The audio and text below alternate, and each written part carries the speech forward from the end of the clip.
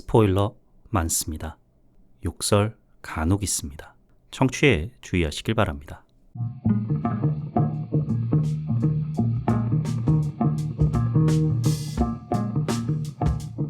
콘텐츠 대홍수 시대, 요즘 뭐 보시나요? 전 이거 봅니다. 요즘 뭐 봄 난 이거 봄 35번째 에피소드 시작합니다.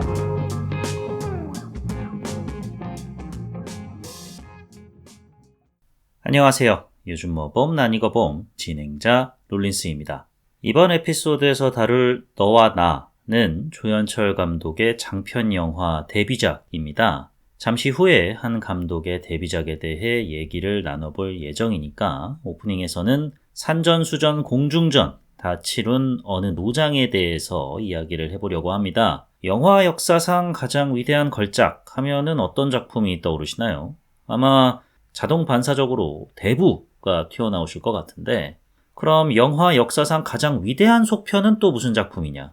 이 또한 자동 반사적으로 대부2를 언급하시는 분들이 많죠. 물론 훌륭한 작품이고 대부1까지 포함해 위대한 작품들이지만 제게 있어 가장 위대한 속편은 터미네이터 2가 아닐까 싶습니다. 제임스 카메론, Forever. 여튼 영화 역사상 가장 위대한 걸작과 가장 위대한 속편을 연출한 그 유명한 감독 프란시스 포드 코폴라 감독께서 2024년에 신작을 들고 극장가를 찾았다고 합니다.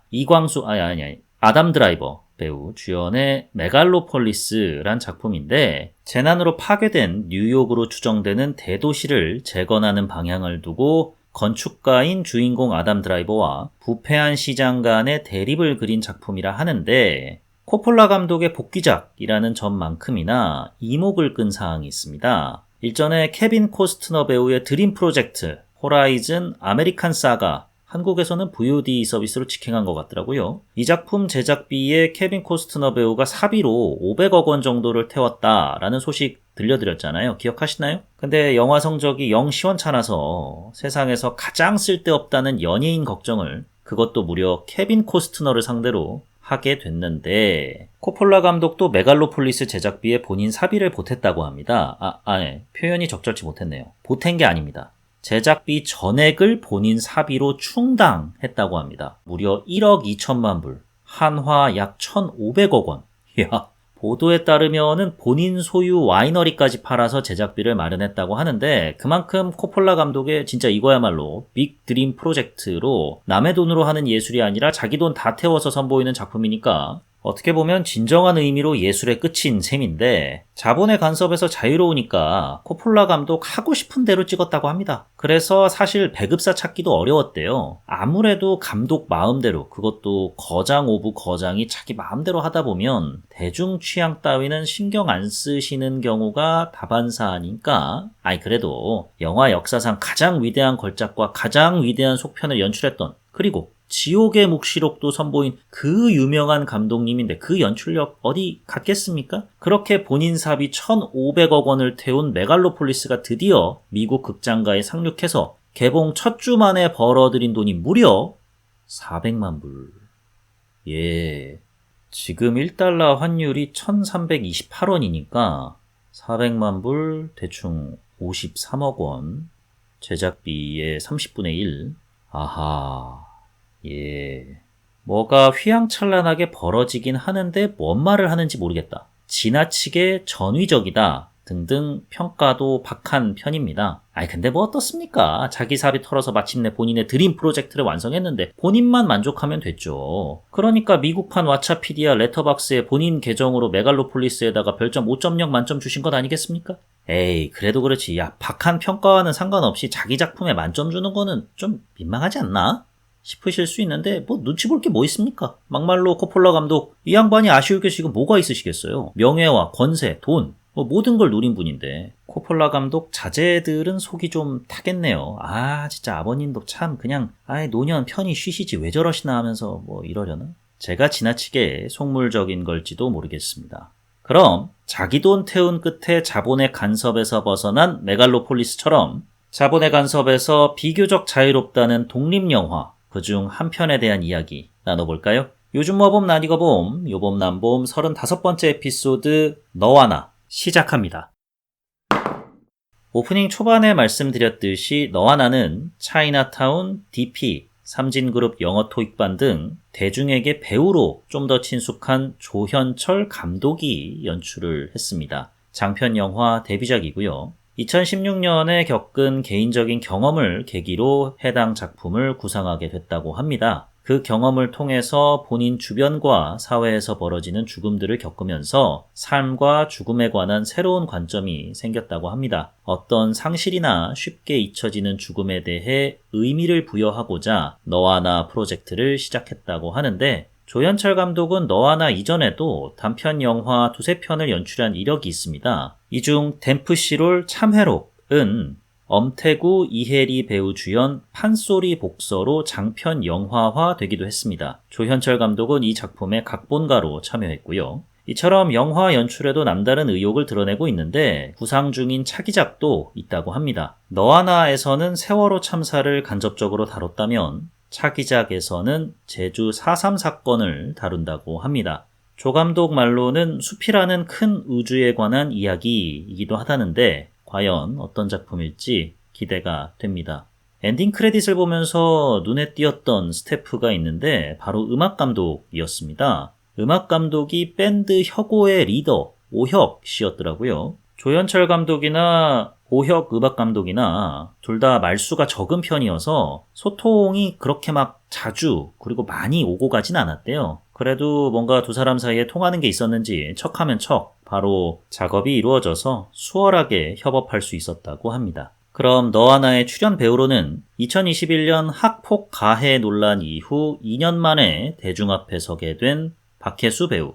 K-팝 스타 4에서 발군의 노래 실력으로 주목받고 배우로 전향했죠. 그래서 청춘시대 유은재 역할로 대중에게 본인 이름 석자 각인시키면서 드라마 주연 배우로 우뚝 솟는 줄 알았는데 학폭 가해 논란이 터지면서 찍어놓은 드라마는 국내 방영이 취소되고 출연 예정 작품에서 하차하는 등 연예계 생활이 올 스톱 됐었습니다. 박혜수 배우 본인 말로는 논란 터진 당시부터 수사가 바로 진행됐고 지금도 계속 수사는 진행 중이라고 합니다. 한 번도 피하려고 한 적이 없고 수사에 최선을 다해서 협조하고 있다고 하는데 참 수사가 어떻게 마무리될지 학폭으로 괴로웠다고 주장하는 쪽이나 그런 적 없다고 반박하는 박혜수 배우 쪽이나 하루빨리 결과가 나오기를 기다리고 있을 것 같습니다. 박혜수 배우의 논란에 대해 조현철 감독은 이미 삼진그룹 영어 토익반에서 배우로서 호흡을 맞춰본 적이 있죠. 그때는 말을 별로 나눠본 적이 없었대요. 그럴 만도 합니다. 조현철 배우는 극중 고화성 배우랑 같은 부서여서 주로 고화성 배우랑 같이 나왔으니까 여튼 미디어를 통해 접하는 글들만으로 한 사람을 다 알 수는 없지 않나. 저는 제가 직접 경험하고 지켜본 사람이 제게 보여준 모습을 신뢰하기로 했다. 흔들리지 않고 하고자 하는 바대로 했다. 라고 입장을 밝혔습니다. 박혜수 배우와 호흡을 맞춘 배우로는 지난 에피소드에서 유나 배우가 60회 백상예술대상 드라마 부문 여자 신인상 수상자다라고 말씀을 드렸잖아요. 바로 1년 전에 59회 백상예술대상 영화 부문 여자 신인상 수상자 김시은 배우가 출연을 하는데 평단의 극찬을 받은 다음 소희로 백상을 거머쥐시더니 올해에는 무려 명실상부 2024년 전세계 최고 기대작 오징어 게임 시즌2에도 출연할 예정이라고 합니다. 이 외에 출연 배우로는 박정민, 우리 박정민. 정말 이 배우의 한계는 어디까지일까? 진짜 가늠할 수가 없다는 것을 다시금 깨닫게 됐습니다. 타짜 원아이드 잭에서는 조금 하긴 그 작품은 잭 니콜슨이 와도 못 살려요. 여튼 그럼 줄거리 요약 시작해 보도록 하겠습니다. 햇살이 창창한 날 학교 책상에서 잠들었다 깨어난 고등학생 정세미, 박혜수 배우가 맡은 역할인데요. 정세미를 비추면서 영화는 시작합니다. 다음날 제주도 수학여행을 앞두고 있어서 교내 분위기가 한껏 고무되어 있어요. 무슨 옷을 입을지, 뭘 챙겨갈지 이렇게 얘기 나누는 친구들을 뒤로 하고 세미는 무슨 꿈을 꿨는지 눈물을 흘리고 있습니다. 곧장 선생님에게 가서 하은이가 걱정된다 라면서 조퇴를 시켜달라고 조릅니다. 하은, 김시은 배우가 맡은 김하은은 얼마 전에 자전거와 충돌해서 다리를 다쳤어요. 그래서 현재 입원 중이고 수학여행 가기는 현실적으로 조금 힘든 상황이죠. 참고로 세미와 하은의 이름은 조현철 감독이 해당 작품을 준비하면서 10대 그리고 여고생들의 모습을 관찰하고 공부하기 위해서 학교나 학원에 강사로 일했던 적이 있대요. 그렇게 아이들을 많이 만나보려고 했는데 그때 만났던 친구들의 실제 이름이라고 합니다. 허락을 받고 영화에 썼다고 하네요. 선생님은 세미의 이 같은 조퇴 요청을 이런 지하에 거절하죠. 아니면 말도 안 되니까 꿈속에서 하은이가 좀 걱정돼서 그래요 뭐 이런 식의 얘기를 하는데 어느 선생님이 그러니? 조퇴해라. 누가 그럽니까? 당연히 거절하죠. 그럼에도 하은이가 계속 걱정됐던 세미는 오랫동안 또 하은을 향해 마음속에 담아뒀던 말도 있겠다. 무단 조퇴를 해버립니다. 그렇게 하은이 입원한 병원으로 찾아갔어요. 하은을 만났지만 바로 이제 하은이 걱정된다, 내가 이래서 찾아왔다 라기보다는 마음속 얘기를 곧바로 전한다기보다는 수학여행을 같이 가자라고 합니다. 하은 입장에서는 다리 상황도 그렇고 하루 전날에 이게 가능할까 싶어서 어려울 것 같다라면서 살짝 난색을 표하는데 또 사실 집안 형편도 썩 여의치가 않아요. 그런데 병원 입원까지 하게 됐으니까 수학여행 갈 돈이 없는 거죠. 그럼에도 세미가 지속적으로 요청을 하니까 그럼 뭐 돈부터 마련해보자 라고 하면서 하은은 예전에 인터넷으로 만난 오빠로부터 선물 받은 캠코더를 중고 마켓에 팔자고 하죠. 그렇게 두 사람은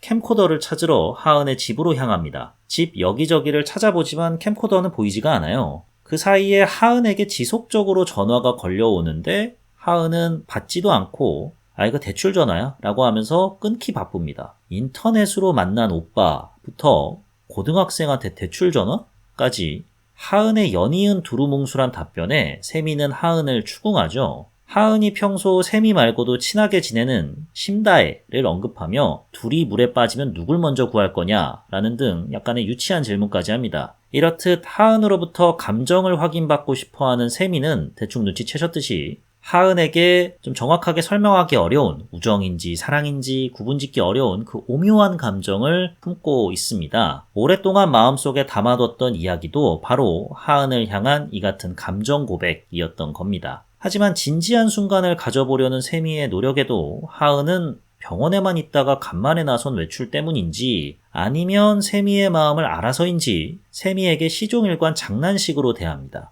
좋아하는 사람 있냐는 세미의 질문에 자기를 자전거로 쳤던 고등학생 오빠를 언급하면서 잘생겼잖아. 그러니까 나 좋아해. 라고 하질 않나. 진짜냐고 되묻는 세미를 뒤로 하고 둘이 앉아있는 정자 근처를 배회하는 강아지에게 달려가질 않나. 세미는 답답할 따름이죠. 근데 댕댕이가 귀엽긴 하니까 세미도 개와 놀아주다가 개 간식 사올게 하면서 잠깐 자리를 비웁니다. 간식을 사고 편의점을 나서는데 알고 보니 그 개는 주인이 잃어버려서 애타게 찾고 있던 댕댕이였어요. 불이 나게 정자로 돌아왔지만 개와 세미가 안 보입니다.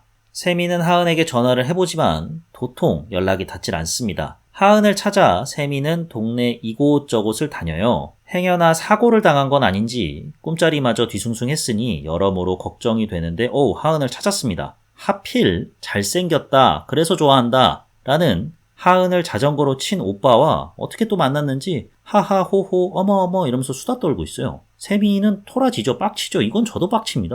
장난하나. 그렇게 이제 세미가 빡쳐요. 그런 하은이 토라진 세미를 달래주다가 세미가 또 손을 다칩니다. 엎친 데 덮친 격이죠. 그래도 어찌저찌 까르르 까르르 하면서 치료를 받고 병원을 나서는데 또리야범이라는 유저로부터 캠코더를 사고 싶다는 연락이 하은에게 옵니다.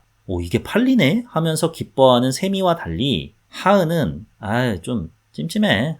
다른 사람한테 팔자. 모르겠다. 약간 이런 식으로 또 답변을 합니다. 이에 답답함이 폭발한 세미는 대출 전화는 뭐냐 서부터 뭐 하나 속 시원하게 설명해 주는 게 없다 라면서 수학여행 싫으면 가지마. 그냥 안 간다고 하면 되지. 왜 자꾸 아까부터 사람 답답하게 만들어? 라고 하며 서운함을 토로하죠. 하은도 근데 솔직히 수학여행 하루 전날 이러고 있는 게 좀 말도 안 되고 너 지금 내 상황 알잖아. 못 갈 것 같아. 라고 얘기를 합니다. 이를 들은 세미는 왜 너는 네 생각만 하냐? 내가 꿈자리가 뒤숭숭해서 너를 걱정해주고 이런 나는 생각 안 하냐? 하은은 또 이게 왜 나만 생각하는 거냐? 내 상황을 이해해달라는 거 아니냐? 라면서 옥상 위에서 구강혈투를 벌이기 시작하는 대회에 과연 구강혈투의 승자는 누가 될까요? 세미는 대체 무슨 꿈을 꿨길래 대전 엑스포 마스코트 마냥 아까부터 계속 꿈 거릴까요? 하은은 정말로 인터넷으로 오빠를 만났고 자전거로 본인을 친 고등학생 오빠를 좋아하며 고등학생인데도 불구하고 대출 스팸 전화에 고초를 겪고 있는 걸까요? 지금 넷플릭스에서 확인 가능합니다. 그럼 너와 나를 보고 제가 느낀 좋았던 점과 아쉬웠던 점에 대해서 말씀드려보도록 하겠습니다. 먼저 좋았던 점. 조연철 감독이 여고생 공부를 제대로 한 것 같습니다. 보는데 찐 고딩들 같아요. 네. 배우들이 열심히 준비를 하고 또 그들의 앳된 외모, 또 실제로 10대 후반, 20대 초반으로 추정되는 엑스트라 배우들을 주변에다가 이렇게 배치를 해놓은 것이 더더욱 찐 고딩 같아 보인 것도 있긴 하겠습니다만, 그럼에도 감독이 어떻게 디렉팅을 하고 어떻게 설정을 하느냐에 따라서 그 느낌이 확 차이가 나지 않습니까? 조연철 감독이 유튜브에서 브이로그를 많이 봤다고도 하고 영화과 입시학원에서 직접 아이들을 가르치면서 취재와 관찰을 열심히 했다고 하는데 빛을 발한 것 같습니다. 이러다 보니까 자연스럽게 조연철 감독이 또 구현해내는 남자 고등학생들의 관계?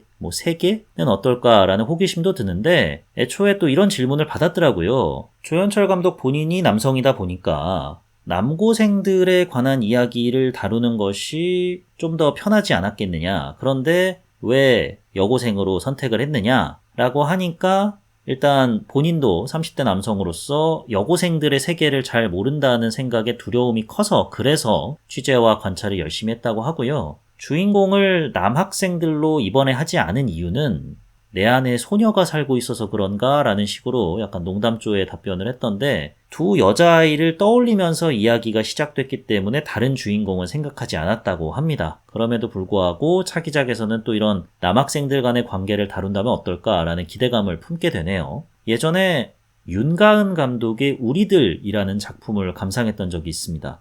GV였어서 관객들이 이렇게 질문하는 시간도 있었어요. 그때 이제 한 남성 관객이 혹시 남자 아이들의 관계에 대해서 다루실 생각은 없느냐라는 질문을 했거든요. 저는 그 질문이 참 솔깃했어요. 왜냐하면 윤가은 감독이 구현해낸 정말 그 어린 7살에서 10살 정도밖에 안 되는 여자 아이들 간의 관계, 그건 또 여고생들 간의 관계와는 또 미묘하게 다르지 않습니까? 근데 이거를 내가 어렸을 때 내가 곁눈질로 봤던 여자아이들은 마치 저런 식의 관계를 형성했던 것 같아. 와, 윤가은 감독은 어떻게 이런 걸 다 하나하나 포착해냈지? 정말 대단하다. 그럼 만약에 이 윤가은 감독이 또 구현해내는 남자아이들 간의 관계는 어떨까라는 기대감이 있었거든요. 그거를 딱 집어서 질문을 했는데 윤가은 감독께서 당시 답변하시기로 어렸을 때부터 이런 경험들을 바탕으로 구현을 해내다 보니까 아무래도 여자아이들 간의 관계를 그리는 게 훨씬 더 편하고 자연스러웠던 게 있다. 남자아이들 간의 이야기는 잘 모르겠다 라고 하셨는데 그렇구나 라고 전 생각을 했어요. 그러고 난 다음에 한 영화 커뮤니티였나 트위터였나 어디서 봤는데 그 GV에 참석하셨던 분인가 봐요. 아까 그 남성분이 윤가은 감독에게 했던 그 질문 정말 최악이었다면서 왜 윤가은 감독이 그리는 남자 세계가 궁금한 건지 이해가 안 간다 이런 식으로 그 질문은 되게 수준이 낮다라고 평가절하 하셨더라고요. 아니 궁금할 수도 있지. 그리고 윤가은 감독에겐 충분히 그런 만한 능력이 있어 보이니까 질문을 한 건데 그분은 왜 그런 생각을 하시는지 참 답답했던 기억이 납니다. 이처럼 조연철 감독이 열심히 연구를 해서 여고생들 간의 관계 그리고 그들 간의 어떤 대화, 좀 답답한 마음 이런 것들을 제대로 구현을 해내서 남자 고등학생들의 세계는 어떻게 구현해낼지 자연스럽게 궁금해지는 것 같은데요. 그만큼 정말 10대 여고생들의 치기 어린 모습을 제대로 구현을 해놓은 것 같다는 생각이 들었습니다. 그리고 여기에 박혜수 배우의 특유의 아성이 빛을 발합니다. 박혜수 배우 발성에는 아성이 아직까지 남아있거든요. 청춘 시대 때에는 대학에 입학한 새내기로서 풋풋한 캠퍼스 로맨스를 만들어 나가기에 특유의 아성이 아주 큰 역할을 했었죠. 설레는 마음, 서투른 표현 등이 아성에 이제 어울리다 보니까 더 귀엽고 사랑스럽게 보였거든요. 박혜수 배우가 그걸로 인지도를 끌어올린 다음에 차기작에서 바로 주연을 맡습니다. 드라마 내성적인 보스인데요. 거기서는 이 아성 때문에 연기력 논란이 있었어요. 다 큰 성인이 떼쓰고 앙탈 부리는 것 같다라는 지적이 많았던 걸로 기억을 하는데, 나이는 들어가는데 발성에는 여전히 아성이 남아있고 배우 본인에게는 큰 고민이자 숙제겠죠. 너와 나에서는 이런 고민을 할 필요가 다행히 없습니다. 캐릭터 자체가 고등학생이니까요. 성숙한 말투가 오히려 어색한 시기죠. 그러다 보니까 박혜수 배우의 발성하고 되게 잘 어울려요. 배우 본인에게는 뭐 고민이다, 숙제다, 뭐 이렇게 생각할지는 몰라도 캐릭터와는 잘 맞아 떨어지니까 1994년생 여배우가 내일 모레면 이제 30인데 고등학생을 연기하는 데 있어서 물론 앳된 외모 덕도 있겠지만 발성 덕에 전혀 이질감이 없어요. 특히 하은에게 답답함을 토로하면서 징징거리고 약간 뗐을 때는 어려 보이려고 그렇게 연기를 한 건지 아니면 그냥 본인 말투인 건지 되게 헷갈릴 정도예요. 그 정도로 박혜수 배우의 특유의 발성이 이 작품에서는 큰 빛을 발했다라는 생각을 하게 되고요. 그 다음에 좋았던 점은 참 이게 좋다라고 말하기가 참 서글픈데 평범한 일상의 아름다움을 조연철 감독의 카메라는 끊임없이 탐구합니다. 평범한 일상을 창밖에서 바라봐요. 베란다 창문 너머로 어머니 아버지와 하하호호 하고 있는 학생들, 짐을 싸고 있는 여학생의 모습이라든지 수학여행 가기 전에 예쁘게 머리를 이발하고 있는 남학생이라든지 다 창문 밖에서 그들의 모습을 바라보거든요. 다들 설레하고 기뻐하고 제주도에서 쌓아갈 추억에 대해 고무된 모습을 보이는데 생그럽죠. 맑고 그리고 또 화면 톤도 약간은 뽀얘가지고 정말 10대의 모습이 고스란히 담겨 있다라는 생각을 하는데 씁쓸하죠. 이 영화가 중반부 들어서부터는 은연중에 세월호와 맞닿아 있다라는 것을 암시를 하고 영화 후반에 들어서는 거의 말만 안 했지 직접적으로 세미와 하은이 다니고 있는 학교가 단원고다라는 느낌을 주거든요.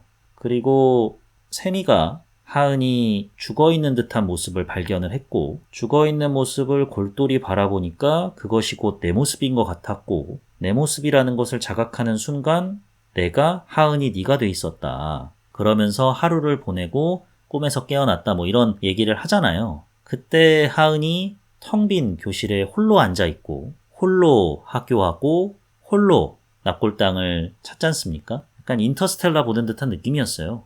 제가 매튜 맥커너이가 돼서 스테이라고 외치고 싶은 마음이 간절히 들었습니다. 너무나도 맑고 아름다운데 그 맑고 아름다워서 가슴이 더욱더 저미더라고요. 그래서인지 엔딩 장면도 참 좋았습니다.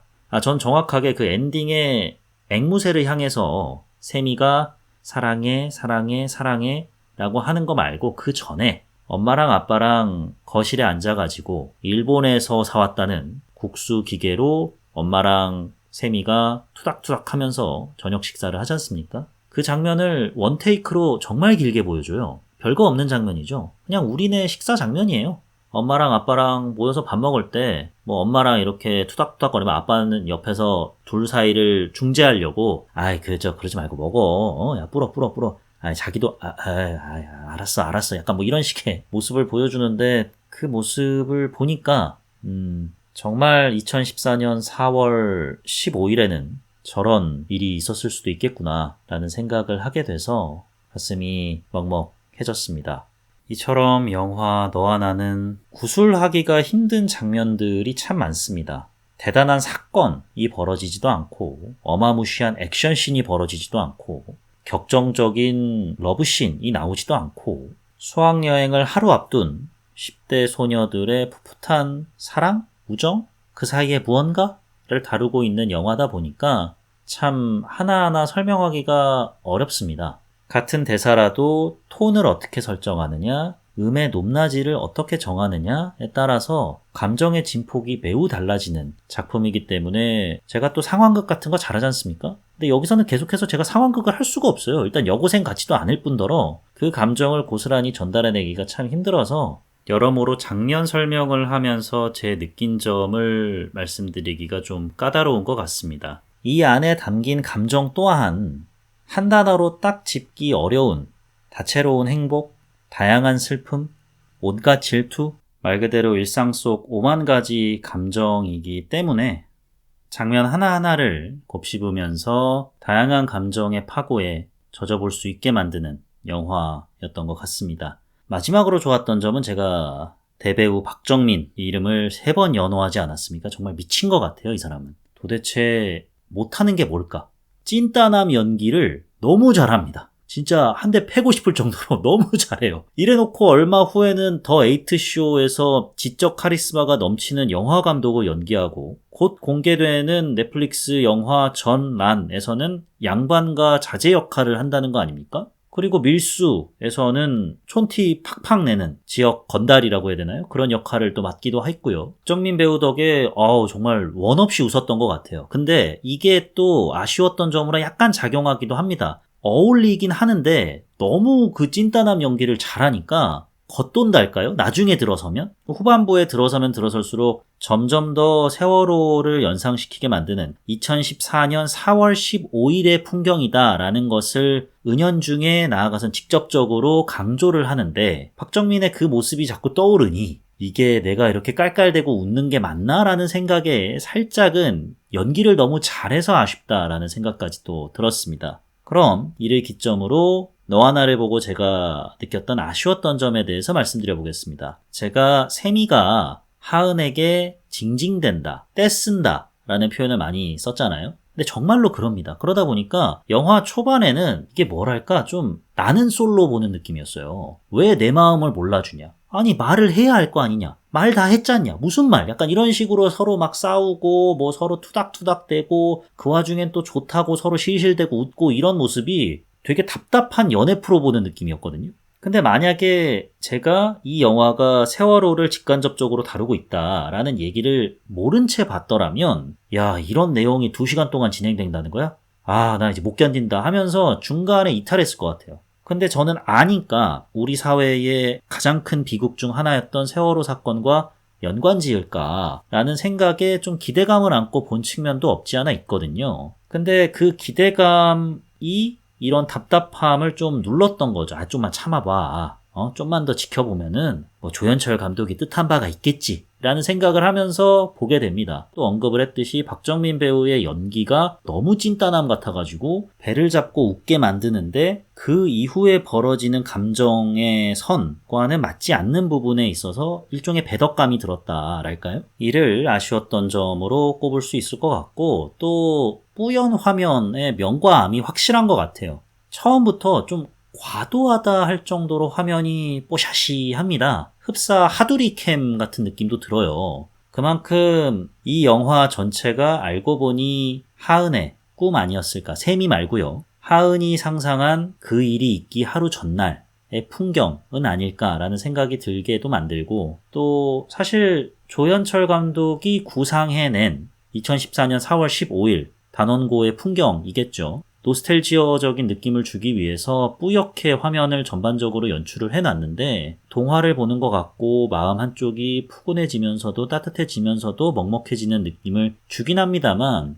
2시간 내내 낮이건 밤이건 실내건 실외건 어떤 감정선이건 계속해서 뿌연 화면으로만 구성이 되어 있어서 초반에는 세미의 행동, 내 마음을 몰라주는 하은에게 토로하는 섭섭함 때문에 보는 제가 답답했다면 후반부에 들어서는 이 화면에서의 답답함을 느꼈던 것도 있는 것 같습니다. 하지만 조연철 감독이 나름의 뜻이 있으니 끝까지 뿌연 화면을 고집했던 것 같은데 이것이 저에게 있어서는 긍정적으로 끝내 마무리되지는 못했던 것 같습니다. 그 다음에 아쉬웠던 점은 언급했듯이 후반부 들어서면 들어설수록 은연중에 이 영화는 세월호와 관련이 있습니다. 에서 직접적으로 세월호와의 연관성을 좀 부각시킵니다. 물론 직접적인 표현이나 단어가 등장하진 않아요. 세월호가 나오지도 않고 단원고가 나오지도 않습니다. 하지만 홀로 하교하는 하은이 타고 있는 버스에서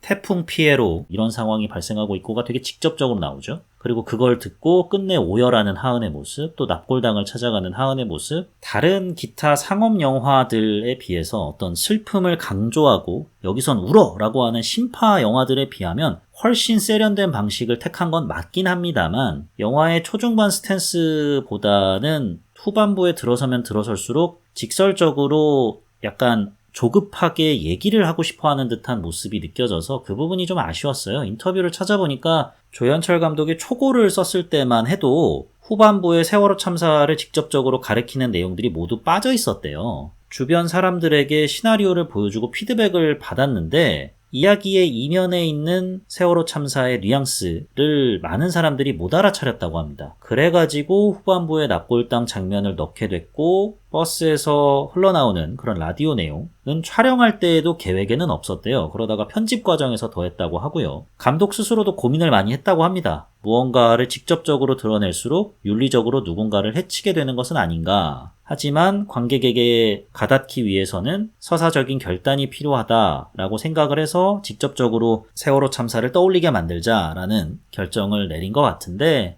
이해는 합니다. 비록 직접적으로 세월호 참사를 떠올리게 만드는 요소들을 넣었다곤 하지만 그럼에도 다른 어떤 실제 비극적인 사건을 모티브로 해서 만든 영화들에 비하면 그 비극적인 사건을 떠올리게 만드는 장치들을 세련되게 영화에 녹여 넣은 것은 맞습니다. 하지만 저는 꼭 장례식장 앞에서 하은과 세미가 수학여행 끝나고 오면 내가 하고 싶었던 얘기 너한테 해줄게 라는 사실상의 마지막 인사를 나눴어야 했는가. 하은이 다시 병원으로 돌아가야 되니까 그리고 또 병원 근처에는 장례식장이 있으니까 이해는 합니다만 굳이 그런 연출을 택했어야 됐나. 그리고 그 옆에 근조화환이 지나가는데 거기에 막 고등학교 이렇게 써있고 이런 식으로 여러분 보십시오 라는 듯한 이 연출을 하는 것이 앞서 읽어놨던 세련됨을 해치는 거 아닌가 라는 아쉬움이 들어서 이 점을 꼽게 됐습니다.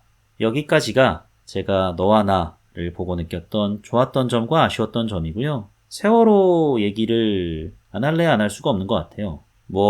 이게 나라냐, 누구는 처벌돼야 된다, 말도 안 된다, 이런 식의 얘기를 하겠다는 건 아니고요. 나는 2014년 4월 15일, 그리고 4월 16일에 뭐 했나, 명확하게 기억합니다, 그날을. 왜냐면, 제가 그때 해외에 있었어요. 세월호가 2014년 4월 16일 오전에 침몰을 했잖아요. 처음 침몰 소식을 들었을 때 제가 있던 곳은 15일 밤이었습니다. 처음 침몰 뉴스를 접했을 땐 솔직히 흔한 사건 사고 뉴스라고 생각하고 대수롭지 않게 넘겼어요. 왜냐? 곧 구조될 테니까. 이 정도로 큰 배가 침몰한 사고, 그로 인해서 수백 명의 목숨이 위험한 상황은 제 기억에는 당시에도 없었지만 그간 이런 사건 사고가 발생할 때마다 대한민국 소방당국에서 나아가 정부에서 잘 구해줬으니까 곧 구조되겠지 라는 생각에 대수롭지 않게 넘겼습니다. 아니나 다를까 1시간쯤 지났나? 탑승객 전원 구조 뉴스가 뜬 거예요. 다들 무사하시다니까 정말 다행이네. 내가 말했잖아. 다 구조될 줄 알았다니까. 역시 킹한민국이라고 생각하고 잤어요, 저는.